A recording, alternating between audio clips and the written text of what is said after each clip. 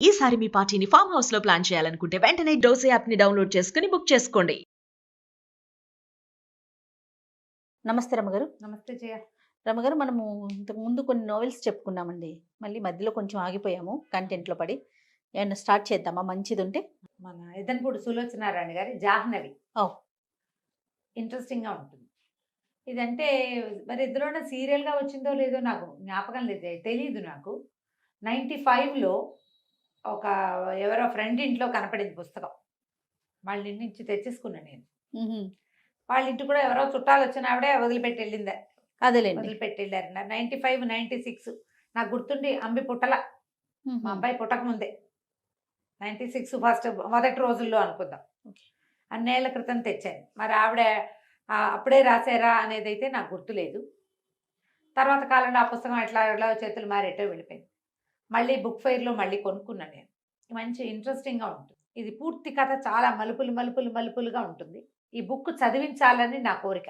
ఓ, బ్రీఫ్గా నేను కథ చెప్తాను, మొత్తం అంత ఎలాబరేట్గా చెప్పటం లేదు, ఒక మాదిరిగా చెప్తా.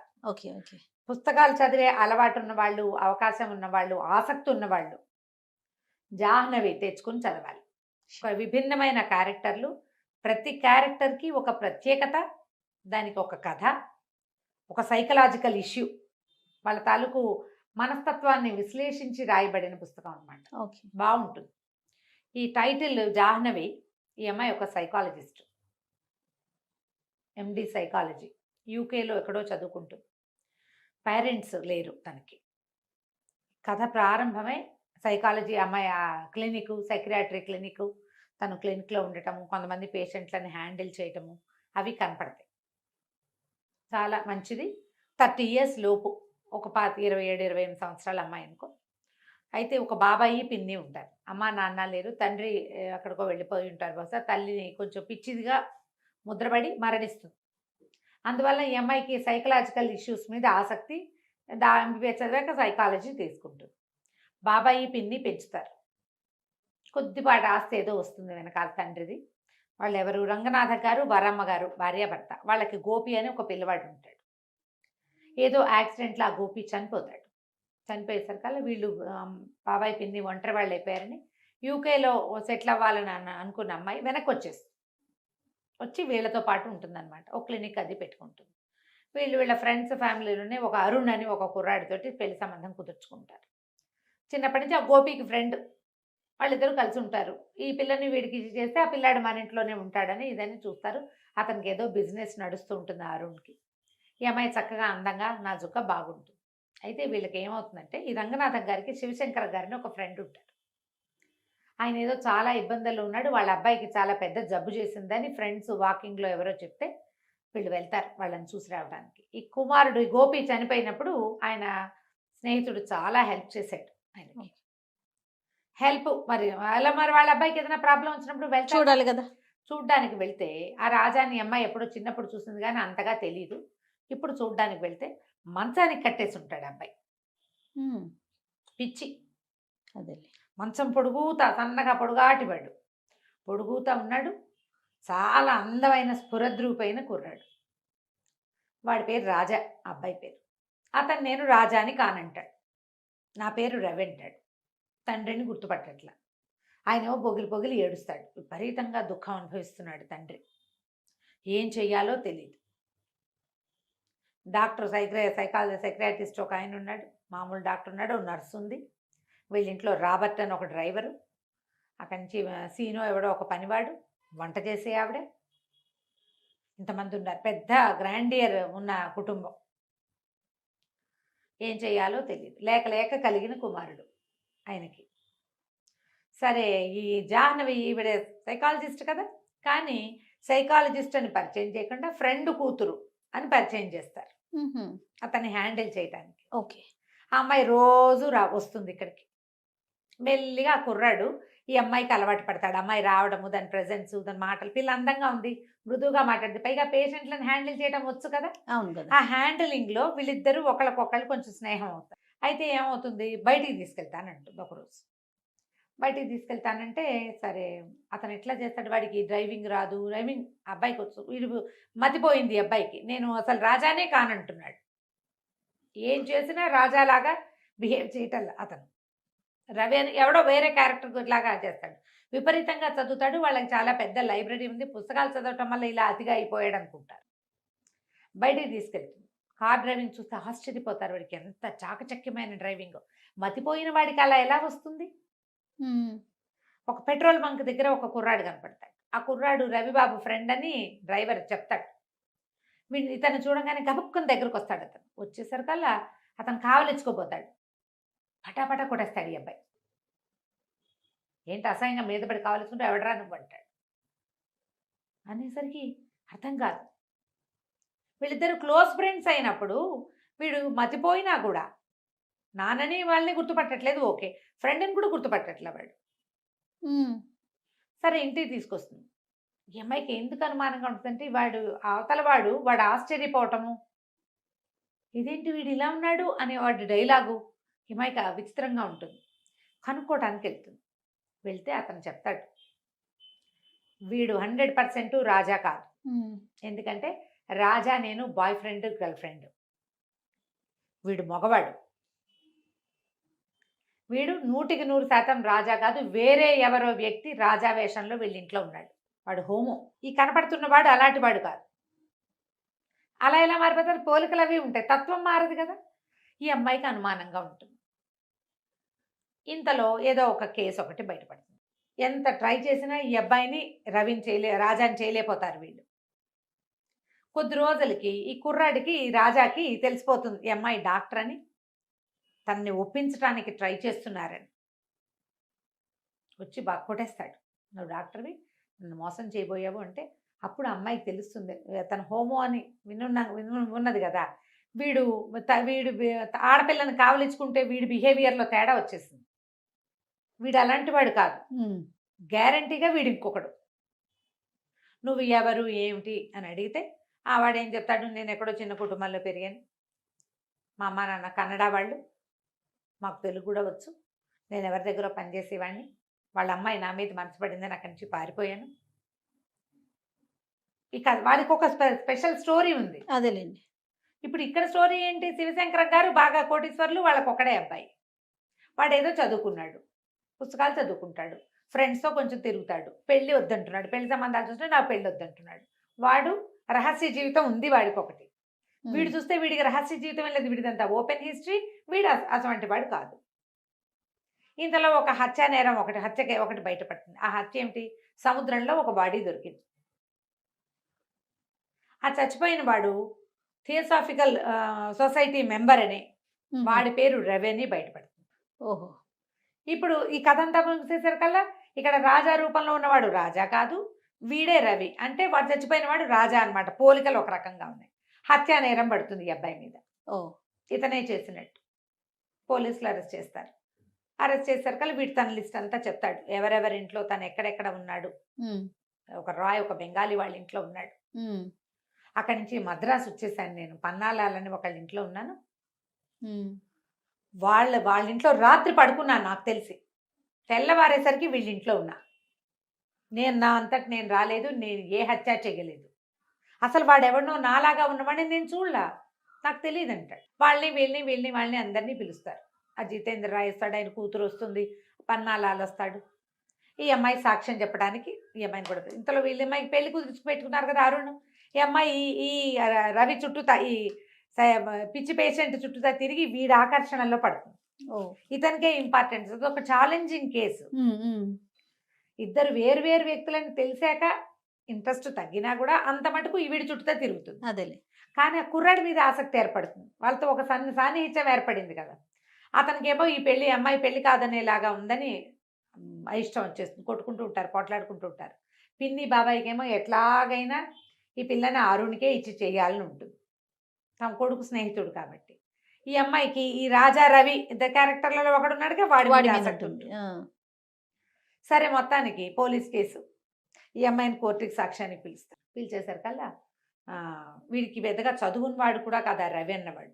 పెద్ద చదువు లేదు, కానీ పెద్ద పెద్ద సొసైటీలో ఉండటం వల్ల అతనికి మంచి ఇంగ్లీషు, ఈ థియోసాఫికల్ సొసైటీలో తిరగటం వల్ల చక్కటి భాష, మంచి వ్యక్తీకరణ, భావ వ్యక్తీకరణ వచ్చింది. ఈవిడ చూస్తే ఎండి. పోలీస్ కేసులు చెప్తుంది. మొదటి నుంచి అతను నేను రాజాని కాననే చెప్పాడు. రాజాగా తను ప్రూవ్ చేసుకోవడానికి ఏమీ చేయలే ఒక్కసారి కూడా. రైట్ ఫ్రమ్ ద బిగినింగ్ నేను కలిసిన రోజు నుంచి ట్రీట్మెంట్ చివరి దాకా కూడా నేను రాజాని కాను. వాళ్ళు బట్టలు కుట్టిస్తే బట్టలు వేసుకుంటాడు, మంచి బట్టలు పెడతారు.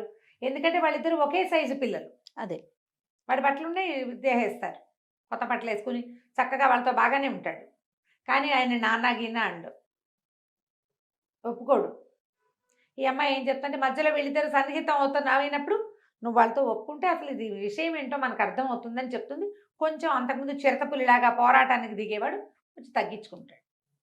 ఈ రెండో రోజున ఏమవుతుంది, మొదటి రోజు తను వెళ్ళి సాక్ష్యం చెప్తుంది. అతను వచ్చినా సరే అతనితో మాట్లాడుతుంది. ఎందుకంటే వాడు మంచి చరిత్ర ఉన్నవాడు కాదు, గత చరిత్ర. ఈ అరుణ్తో కలిసి వచ్చేసి వీడు ఆశ్చర్యపోతాడు, తనతో అంత స్నేహంగా ఉన్న అమ్మాయి ఇట్లా వదిలేసింది అని. ఇంటికి వచ్చేసాక మర్నాడు లాయర్ ఫోన్ చేస్తాడు, నువ్వు ఇవాళ రావాల్సింది, పన్నాలాలు మొత్తం కేసు అంతా తిప్పేశాడు. శివశంకరం గారి దగ్గర ఉన్న రాబర్ట్ అని డ్రైవర్ ఉన్నాడు కదా, అతను ఇందులో ఇన్వాల్వ్ అయి ఉన్నాడు. అతను సాక్ష్యం ఏం చెప్పాడంటే, పన్నాలాలు చెప్పాడు ముందు, మా ఇంటికి వచ్చాడు రాబర్ట్ అనే ఒక అతను, మా అక్కయ్య కొడుకు అచ్చు ఇలాగే ఉంటాడని చెప్పాడు. మా ఇంట్లో ఉన్న రవిని చూసి ఆ రాజా ఫోటో కూడా చూపించాడు. వాళ్ళే ఏదో చేసి ఉంటారు. ఇప్పుడు రాబర్ట్ ఎవరు అని వెతికి ఆ రాబర్ట్ ఫోటో చూపిస్తే వీడే మా ఇంటికి వచ్చిన వాడు అని గుర్తుపట్టాడు. ఆ రాబర్ట్ని పట్టుకుంటే రాబర్ట్ ఏం చేశాడంటే, నాగరాజు అని ఒకడున్నాడు, మేమిద్దరం కలిసే వాళ్ళిద్దరు ఈ కుర్రాడు వాడు కలిసి మా బాబుగారు అబ్బాయిని చంపేశారని చెప్పాడు. వీడి చుట్టూతా ఇంకా బిగిసిపోయింది. వీడు ఇప్పుడు ఒక కోటీశ్వర్ల ఇంట్లో చేరాడు, ఇష్టం ఉండో లేకో. అక్కడ ఉండాల్సిన అబ్బాయి చచ్చిపోయాడు అంటే వీడే చంపేసి ఉండొచ్చు అనే అనుకుంటారు కదా. ఎన్ని మలుపులు తిరుగుతుందో జయ. ప్రతి చోట ఒక బలమైన క్యారెక్టర్ ఉన్న కుర్రాన్ని చూపించడానికి ఎంత బాగా ట్రై చేస్తారు. ఆ అమ్మాయి డాక్టర్గా ఉండి మంచి ఆలోచన పటిమ ఉండి ఎట్లా ఆకర్షితులవుతారో చూపిస్తారు. చాలా వివరంగా భలే బ్రహ్మాండంగా ఉంటుంది కథ. నేను చకచకా చెప్పేస్తాను. అవును. అయితే కథ చదువుతుంటే ఒకసారి చదివితే మాత్రం బాగా అర్థం కాదు, రెండోసారి చదవాలి. అంత బాగుంటుంది, బాగా పట్టుగా కూడా రాస్తారు. అక్కడి నుంచి ఏమవుతుంది, కుర్రాడికి శిక్ష పడే పరిస్థితి వచ్చేస్తుంది. ఇంతలో ఈ శివశంకర్ గారు సూసైడ్ చేసుకుంటారు. ఈ రవిని వదిలేస్తారు. ఆయన ఒక ఉత్తరం రాస్తాడు. ఆయన రాసిన ఉత్తరంలో ఉంటుంది అసలు కథ, అసలు ఇక్కడ ఏం జరిగింది అని. ఈ శివశంకరం గారికి భార్య ఉంది, సంతానం కలగల. అయితే ఈయనకి కళ్యాణి అని ఒక అమ్మాయితోటి స్నేహం, అమ్మాయి బాగా తిరుగుపోతుంది. ఈయనతో పాటు ఇంకా 5-6 స్నేహాలు ఉంటాయి. ఆ కళ్యాణి ఒకరోజు ఆయన దగ్గరికి వచ్చింది. ఇది ఇలా స్టార్ట్ అయిందనమాట. వచ్చి ఏం చెప్పిందంటే, నీ దగ్గర పెరుగుతున్న నువ్వు పెంచుకుంటున్న నీ కొడుకు రాజా నా కొడుకు, నాకు 2 పిల్లలు పుట్టారు. డాక్టర్ శేషారత్నం అని ఆవిడ ఈయన భార్యకి డెలివరీ చేస్తుంది. అదే రోజున ఈ కళ్యాణి కూడా డెలివరీ అయింది. నీ భార్యకి వికృతి శిశువు పుట్టింది, ఆడపిల్ల, దాన్ని పారేశారు వాళ్ళు. పిల్లలు అప్పటికే 4 కాన్పుల్లో పిల్లలు పోగొట్టుకుని ఉంది, నీ భార్య చచ్చిపోతుందని నాకు పుట్టిన ట్విన్స్లో ఒక పిల్లవాడిని నీ భార్యకి అప్పచెప్పింది శేషారత్నం. ఓహో, నువ్వేమో ఈయనేమో ఈ శేషారత్నం ఈ డెలివరీ సరిగ్గా చేయండి, మిమ్మల్ని అమెరికా పంపిస్తానని చెప్పాడు ఈయన. అవి పిల్ల చచ్చిపోయిందంటే ఈయన డబ్బులు ఇవ్వడు కదా, అదేలే. అందుకని ఆవిడ ఏం చేసింది, 2 మగ పిల్లల్లో ఒక పిల్లాన్ని అక్కడ పెట్టింది. ఇక్కడ పెట్టాను. రవి నా దగ్గర 5 ఏళ్ళు వచ్చేదాకా నాతోటే ఉన్నాడు. తర్వాత నన్ను నాయర్ అని ఒక ఫ్రెండ్ పిలిచాడు, నేను వాడితో వెళ్ళిపోయా. ఈ పిల్లాన్ని ఒక కన్నడ ఫ్యామిలీకి అప్పచెప్పాను. వాడు ఎక్కడున్నాడో నాకు తెలీదు. నాకు ఇప్పుడు 20 ఏళ్ళు జైల్లో ఉన్నాను నేను. వాడు ఒక హత్యానేరంలో ఇరుక్కుని వాడి వల్ల నేను కూడా ఇరుక్కుపోయా. నేను నా కొడుకు దగ్గర ఉండడానికి వచ్చాను. ఈ పిల్లాడు నా కొడుకు. ట్విన్స్ని ఎత్తుకుని ఉన్న ఫోటోలు, శేషారత్నం గారు రాసిన ఉత్తరము అన్నీ ఉన్నాయి అందులో. అది చూసేసరికల్లా అంతకుముందు ఈ కళ్యాణి తనని పెళ్లి చేసుకోమని ఈయన్ని 2వ పెళ్లి చేసుకొని నీకు పిల్లల్ని కంటానని అడిగితే, మీ నాన్న తాగబోతూ మీ అమ్మ తిరుగుబోతూ అని ఎక్కిరిచ్చాడు. స్నేహానికే కానీ నువ్వు నాకు ఇంకెందుకు పనికిరావు, నేను నిన్ను పెళ్లి చేసుకున్నాను అని. అందుకని ఈ అమ్మాయి ఏం చేసింది, ఈ కళ్యాణి ఈ పిల్లలిద్దరూ నా పిల్లలు అనేసరికి ఈయనకు అసహ్యం పుట్టేసింది. పైగా తండ్రి ఎవరు అని అడిగితే వాడెవడో తిరిగిపోతూ తాగుబోతూ ఎలాగో 2 పిల్లలు కడుపున పడ్డారు అంతేనని చెప్పింది. ఈయనకి ఎంత చీదర పుట్టేసిందంటే, ఇన్నాళ్ళు అది ఎవరితో తిరిగిపోతూ దాన్ని కొడుకుని పెంచానా నేను, పైగా నా కర్మకి వాడేమో హోమో అయ్యాడు. కళ్యాణి పిల్లాడు అవ్వటం వల్ల కదా వీడికి ఈ లక్షణం వచ్చింది. ఎలాగైనా వాడిని వదిలించేసుకోవాలనుకున్నాను నేను. వాడిని నాతో ఉంచుకోదలుచుకోలే. వాడు చాలా ప్రేమగా ఉండేవాడు. తండ్రి కొడుకు అసలు పక్కపక్కన ఆనుకుని పడుకునేంత స్నేహం. కానీ ఆయనకి చివర్లో ఆ కొడుకు అంటే రోత వచ్చేస్తుంది. ఎందుకంటే ఆ పిల్లాడు నా పిల్లాడు కాదు, వాడి గుణము మంచిది కాదు. హోమం అంటే మరి ఆ రోజుల్లో యాక్సెప్టెన్సీ లేదు. ఇలాంటిది ఎందుకు వచ్చింది వీడికి? వంశం ముందుకెళ్ళదన్న బెంగ మొన్నటిదాకా ఉండేది. ఇప్పుడు అసలు ఆ కొడుకే నా కొడుకు కాదని కాదు నాకు కదా. తెలిసిపోయింది. నేనేం చేయాలో నాకు తెలియలేదు. మద్రాసు తీసి వెళ్ళాం మేము. వాడు కూడా నాతో పాటు వచ్చాడు. మద్రాసు బీచ్లో నిన్ను చూసాం. ఈ రవికి రాస్తాడనమాట ఆయన ఉత్తరం. అదే పోలికల్లో ఉన్న కుర్రాడు కనపడేసరికి మేము మా వాడిని డిస్పోజ్ చేసేసి వీడిని ఇచ్చేసి వీడిని ఇరికించి ఈ పిల్లల నుంచి తప్పించేసుకోవాలనుకున్నాను నేను. కళ్యాణి పిల్లల నుంచి నా జీవితాన్ని పూర్తిగా విముక్తి చేసేసుకోవాలనుకున్నా. స్వయంగా నా చేతులతో నేనే రాజాని చంపేశాను. అయ్యయ్యో. చంపేశారు. చంపేశాక ఈ రాబర్ట్ ఏం చేశాడు, ఒక బాక్స్లో పెట్టి బాడీని డిస్పోజ్ చేశాడు. పన్నాలాల ఇంట్లో నిద్రపోతున్న రవిని తీసుకొచ్చేసారు. ఒకవేళ అది బయట పెడితే మేము ఎవరో అనామకుడు రోడ్డు మీద తిరుగుతున్నాడు అనుకున్నాం. కానీ వాడు అనామకుడు కాదు, థియోసాఫికల్ సొసైటీలో మెంబరు. వాడు చాలా ప్రముఖమైన వాడే. అదంతా బయటపడేసరికల్లా ఇలా అయింది. తీరా కొద్ది రోజులు గడిచేసరికల్లా నాకు శేషారత్నం ఉత్తరం రాసింది. ఏమని? ఆ పిల్లలు నీ పిల్లలే అని. కళ్యాణి ఆవిడకి చెప్పింది, శివశంకరానికి పుట్టిన పిల్లలే వీళ్ళు, కానీ నేను పగ కొద్దీ చెప్పాను అని. ఈయన కళ్యాణిని కూడా చంపేశాడు. మందులో నిద్ర మాత్రలు కల్పిస్తే ఇక్కడ తాగేసి ఇంటికి వెళ్ళి చచ్చిపోయింది. మంది ఎక్కువై చచ్చిపోయింది అనుకున్నారు. ఆ ఫోటోలు ఉత్తరాలు అన్నీ వెళ్ళి రాబర్ట్ వెళ్ళి కనెక్ట్ చేసుకొచ్చి మొత్తం ఫోటోలన్నీ తగలబెట్టేశారు. సాక్ష్యాలు లేవు. నేను ఒక్కడనే సాక్ష్యం. నా చేత్తో నేను పెంచిన నా కన్న కొడుకుని నేనే చంపేశాను. నిన్ను తీసుకొచ్చి ఈ నరకంలో పెట్టాను. ఇప్పుడు నువ్వు మొహం కూడా చూడని నీ కవల సోదరుని నువ్వే చంపినట్టుగా అయిపోయింది. నేను సమాజానికి మొహం చూపించలేను. నేను ఇన్ని రోజులు ఏడుస్తుండేవాడు ఆయన. ఎందుకంటే కొడుకుని చంపేసుకున్న కష్టం. ఈ రెండో పిల్లాడు తన పిల్లాడే, కానీ వాడు యాక్సెప్ట్ చేయడు. ఈ దుఃఖంతో నలిగిపోయాను. ఇంకా నిన్ను ఈ శిక్ష నీకు వెయ్యను, నేనే చచ్చిపోతున్నానని ఆయన ఉత్తరం రాసి ఒకటి కాపీ టు జడ్జి గారికి ఒకటి పంపించి, పోలీస్ స్టేషన్ కూడా పంపించి, మూడో కాగితం కొడుకు పంపిస్తాడు. ఆ ఉత్తరం అప్పచెప్తాడు ఈ జాహ్నవికి, డాక్టర్కి. ఉత్తరం అంతా చూసి ఆశ్చర్యపోతుంది. మనుషులు ఎంత వింతగా ఉంటారు. అంతే కదా. ఆయన తాగుబోతూ తిరిగిపోతూ అయిన కళ్యాణిని నమ్మాడు. తన 27 ఏళ్ల పెంపకాన్ని నమ్మలేకపోయాడు. అవును. హోమో అయితే తన కొడుకు కాకుండా పోతాడా? వాడికి ఏదో ఒక లక్షణం ఏర్పడింది. దానికి ఎవరు ఏం చేయలేరు కదా. తన కొడుకే కదా. అంతేగా. తన పిల్లాడు కాకపోతే పెంచుకున్న పిల్లాడిని ఉంచుకోరు. రక్తం మీద అంత నమ్మకం ఏమిటి? ఎంత తెలివి తక్కువ పని.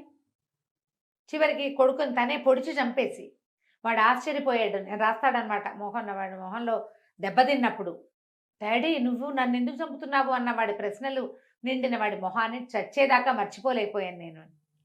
ఓ చెంపకాయ కొడితేనే పిల్లలు మనకేసి ప్రశ్నిస్తారు, మన మొహం చూస్తారు. ఆ మొహం మర్చిపోగలమా? ఈ దుఃఖంతో ఈ ఉత్తరం రాసేస్తాడు ఆయన. దాంతో వదిలేస్తారు. ఆస్తంతా ఈ అబ్బాయి పేరు మీదకి ట్రాన్స్ఫర్ అయిపోతుంది. ఆయన రాసేస్తాడు మొత్తం ఆస్తంతా. తర్వాత ఇతను వచ్చి ఫీజు ఇస్తాడు జాహ్నవికి. నువ్వు నన్ను ట్రీట్ చేసినందుకు 1000 రూపాయలు రాసి ఇస్తాడు. ఇచ్చేసరికల్లా ఇంతేనా అని అడుగుతుంది. ఇంతేనా, 1000 రూపాయలేనా నా ఫీజు అంటే, నేను మరి నా దగ్గర ఇంతే ఉంది, సంపాదించాక మిగిలిన ఫీజు ఇస్తానంటాడు. ఆ కోట్లు ఉన్నాయి మీ నాన్న ఇచ్చిన వెంటనే నాకు అవేం వద్దు, నేను అవి తీసుకోను. పిల్లలకి డబ్బు ఎప్పుడు కావాలి? పెంపకం కావాలి. ఇప్పుడు ఎందుకు నాకు డబ్బు? నేను సంపాదించుకోగలను కదా. చిన్నతనంలో నాకు అవసరం. మా అమ్మ మా నాన్న ఇద్దరు నన్ను వదిలేశారు. ఆవిడెవరు 5 ఏళ్ళు పెంచి ఎవరి దగ్గర వదిలేసింది. వాళ్ళు కొన్ని రోజులు ఉంచుకుని వాళ్ళు వదిలేశారు. గాలికి ధూళికి పెరిగాను నేను. ఈయన దగ్గరికి వస్తే ఈయన ఎంతసేపు రాజా రాజా అన్నాడు, కానీ నన్ను రెవెన్లేదు మా నాన్న. తలకొరివి పెట్టే ఆయనకు పుట్టినందుకు. అంతే. చివరి రోజుల్లో అయినా నన్ను దగ్గర ఉంచుకున్నాడు, బట్టలు కుట్టించాడు, అన్నీ చూశాడు. కానీ నన్ను రాజాని చేయడానికి ట్రై చేశాడు రవి నుంచి. నువ్వు కూడా అమెరికా వెళ్తున్నావు కదా, కంగ్రాచులేషన్స్, అరుణ్ తోటి అమ్మాయి పెళ్ళి అనుకుంటాడు. సరే రేపు 2-3 రోజుల్లో అమెరికా ఎక్కడికో వెళ్ళబోతోంది, ఫారిన్. సరే అందరూ ఎయిర్పోర్ట్కి వెళ్తారు. చాలామంది వస్తారు ఈ అమ్మాయిని సీ ఆఫ్ చేయడానికి. ఇతను కూడా ఆగ మేఘాల మీద పరిగెత్తుకొస్తాడు ఈ రవి. పువ్వులు గుర్తిస్తాడు, బాన్ వాయేజ్ అని రాస్తాడు దాని మీద. ఫ్లైట్ వెళ్ళిపోతుంది. ఈ అమ్మాయి ఎయిర్పోర్ట్ నుంచి బయటకు వస్తుంది. ఆ బయట కారులో కూర్చుని ఉంటాడు ఇతను. నిర్ఘాంతపోతాడు. నువ్వు ఎందుకు వచ్చావు, వెనక్కి వచ్చావు ఏమిటంటే, నేను అసలు వెళ్ళటమే లేదు, అరుణ్ని సీ ఆఫ్ చేయడానికి వచ్చాను. మరి పెళ్లి చేసుకోమంటాడు. పెళ్లి చేసుకోను, నేను పిచ్చి అబ్బాయిని ప్రేమించాను, అబ్బాయి ఏమో నన్ను వదిలిపెట్టి వెళ్ళిపోతానంటున్నాడు. అరుణ్కి నాకు ఎప్పుడు పొసగలేదు ముందు నుంచి. ఇప్పుడు పొసిగేలా కనపడలేదు అంటే కావలించుకుంటాడు. నాకు ఎవ్వరు లేరు, నువ్వు ఒక్కదానివే నాతోటి ఉన్నావు. పిచ్చిగా ఉన్నప్పుడు కూడా మిగిలిన వాళ్ళంతా అతన్ని మార్చడానికి ట్రై చేశారు. ఈ అమ్మాయి ఒక్కతే అతని మాట నమ్మిందనమాట. ఎప్పుడైతే ఇది ఇతను వాడు కాదు అని అంటే వాళ్ళ రాజా గురించి ఉన్న లక్షణాలన్నీ వింటుంటే ఈ మనిషి వేరు అని తెలుసు అని మొదటి రోజు నుంచి ఆ అమ్మాయికి తెలిసిపోయింది. ఇక ఇద్దరు కలిసి ఉంటారు, పెళ్లి చేసుకుంటారు. జాహ్నవి చాలా బాగుంటుంది. ఆ అమ్మాయి క్యారెక్టరు, శివశంకరం గారి క్యారెక్టరు, అరుణ్ క్యారెక్టరు. ఈ రోజుల్లో మగపిల్లలు ఎలా అమ్మాయిలను తన చుట్టూ తిప్పుకోవాలనుకుంటారు. అమ్మాయికి ఒక ప్రొఫెషన్ ఉంది, ఒక అంబిషన్ ఉంది, అవే ఉండవు. ఆడపిల్లలాగా తన వెనకాల తిరగాలనుకుంటాడు. ఈ రాజా రవి 2 క్యారెక్టర్లు. రవి క్యారెక్టర్ దేనికదే ప్రతి క్యారెక్టర్ ఎస్టాబ్లిష్ చేస్తారు వివరంగా. పూర్తిగా వాళ్ళ మనస్తత్వాన్ని కాచి వడబోసి ఒక క్యారెక్టర్, దాని లక్షణం, దాని తీరు, ఒక్కసారి కూడా ఆ క్యారెక్టర్ని దాటి ప్రవర్తించకుండా పాత్రల తాలూకు సంభాషణ. ఈ అమ్మాయి క్యారెక్టర్ ఎక్సలెంట్గా ఉంటుంది, చాలా బాగుంటుంది. అమ్మాయి వాళ్ళ అమ్మ పిచ్చిదై చనిపోతుంది. కొడుకుని పోగొట్టుకున్న వరమ్మ గారు వీళ్ళ పిన్ని, ఆవిడ దుఃఖము అవన్నీ అమ్మాయికి అర్థం అవుతుంటాయి. అలాగే ఇప్పుడు తన ఒరిజినాలిటీని కోల్పోయిన ఈ రవి క్యారెక్టర్ అమ్మాయికి అర్థం అవుతుంది. తను ఎట్లా ట్రీట్ చేసింది ఇతన్ని, అతనితో ఎట్లా మాట్లాడి కన్విన్స్ చేసిందో. కొన్ని సంభాషణలు అయితే ఎక్సలెంట్గా ఉంటాయి. కథ ఇంతే. దొరికితే పుస్తకం కొనుక్కొని చదవండి. ఈ జాహ్నవి తప్పకుండా సూపర్గా ఉంటుంది. కథ కూడా ఇంత ఇంట్రెస్టింగ్ గా ఉంది. అసలు ఈ తండ్రి చంపేసి ఉంటాడని ఊహించాం. అసలు ట్విస్టుల మీద ట్విస్టులు. చాలా బాగుంది. నమస్తే. నమస్తే.